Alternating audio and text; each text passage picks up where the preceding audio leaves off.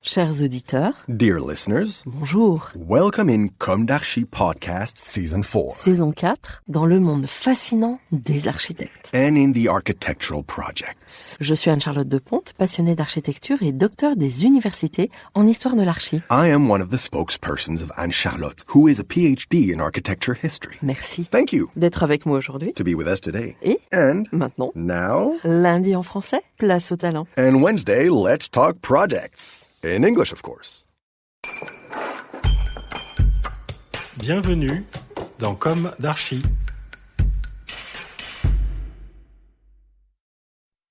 Hello everyone.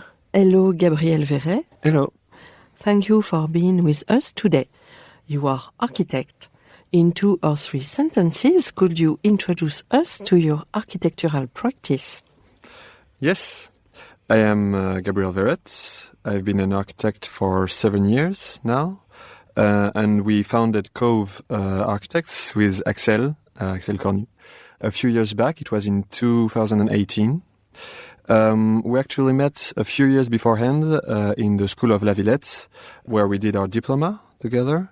We also did the same year what we call HMO, HMO, which is the diploma you need in order to be able to create your own firm and also to sign your own projects.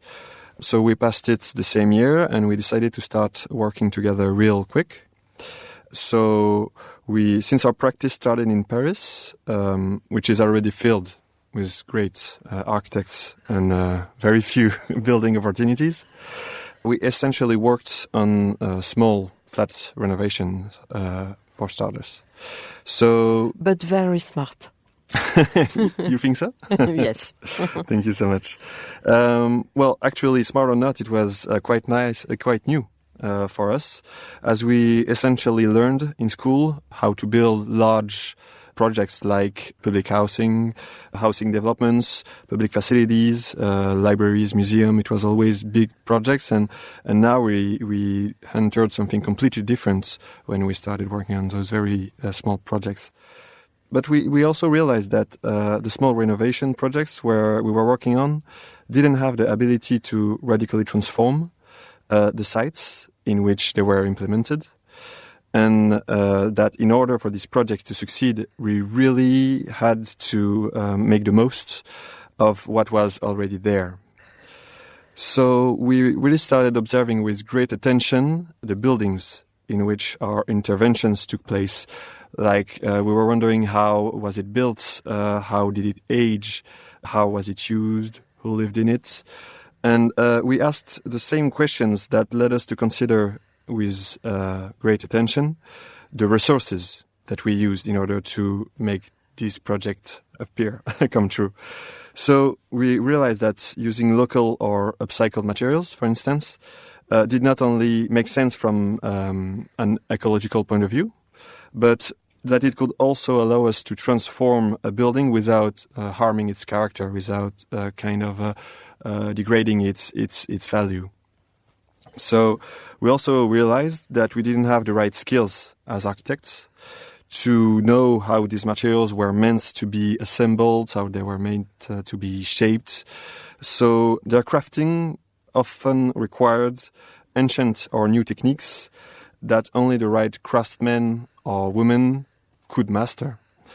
So this is why the knowledge of these craftsmen and women took very early a central part in our production, not only on the working sites, but also on the very early stage of conception. So a few years passed since we created COVE, and our projects grew bigger, going from small flats to entire buildings renovations, building extensions or constructions. But I think that our approach remained the same. Okay. Thank you very much for this very interesting introduction to your practice.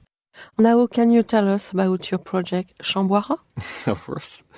The project Chamboirat is quite a special one for us, and it actually required from us a lot of effort, you could say. It's actually a refurbishment and a renovation of an ancient farmhouse in Auvergne, which is a region in the very center of France. This building had been in the same family for generations, and the latest brother and sisters decided to transform it into a suitable house for their holidays. What they had in mind was to create a place in which the whole family could gather for the years to come, and to create a place in which new generations can meet and stay united, even though the family bond grew thinner and thinner with the years. So when we discovered the building, it had a very strong impact on us. It was what we call a longère in French, so a long farmhouse, probably built in the 18th century by farmers which must have had very strong carpenters and mason skills, since the place really was so unbelievable. As soon as we discovered it, we were quite amazed by how high the stone walls were, how complex the framework was, and it really had this kind of rusticity that gave it charm and that we didn't want to destroy, absolutely, with our intervention. So it took us quite a long time to think it over, how we could transform it without damaging this spirit. And along with the clients, we had so many discussions, so many also stages of conception. Because also one of our goals was to be able to transform the building using mostly local and bio-based materials, and also to invite local craftsmen and women to work on it.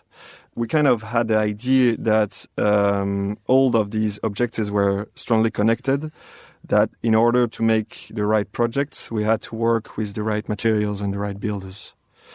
So I think we spent almost 2 years finding the right solution that would also fit with our clients' budgets, a very important point.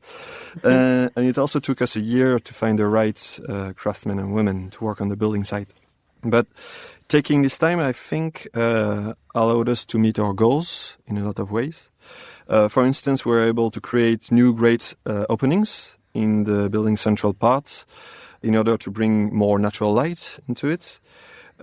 We could do so using solely stone jambs and solid wood lintels, with techniques quite similar, actually, to the one used at the building time of construction. Frameworks reinforcement were also realized using local wood, extracted from a forest nearby. All the windows were made in wood, also not from a forest nearby, but, well, in wood still. And for the building insulation, we were able to use hemp in the slabs on the wall, which gave the building walls and floors the ability to breathe, you could say, which is extremely important since the house actually suffered from great humidity. And also heating the central part of the building was not an easy task because it was a huge volume of 9 meters high and 10 meters width. So we didn't want to cut this volume in half or anything. We wanted to preserve it the way it was. But so it's really hard to heat such a large volume. So we decided to add an enclosed fireplace, really, really powerful one, and to ask the carpenters to keep all the worn out and replaced wooden parts of the framework, and to cut it in small bits in order to be able to put it in the fireplace when the time comes, and then heat the house this way. So all these things, I think, were made possible because we had the opportunity to work with the right masons, carpenters, and stone cutters. And also we were really happy because we managed to find them within reach of the house. So they knew the region, they knew the place, and they knew the right materials that they could provide. So the construction work is actually in progress, and we'll see the result when it's delivered this summer. So we cross the fingers. A big moment. Yeah, I hope it goes well. Okay, thank you very much.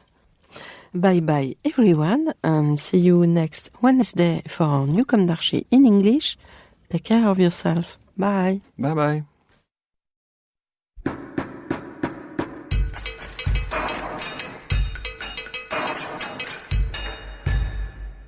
Thank you for listening. Thanks to Julien Rebours, sound engineer, who is collaborating with us today. Don't forget to tune in to our previews on Instagram at Comme d'Archi Podcast. If you enjoy this podcast, don't hesitate to promote it by giving it 5 stars and a little comment on Apple Podcast or on your favorite podcast platform. And above all, subscribe to listen to all of our episodes for free. See you soon, and until then, take care of yourself.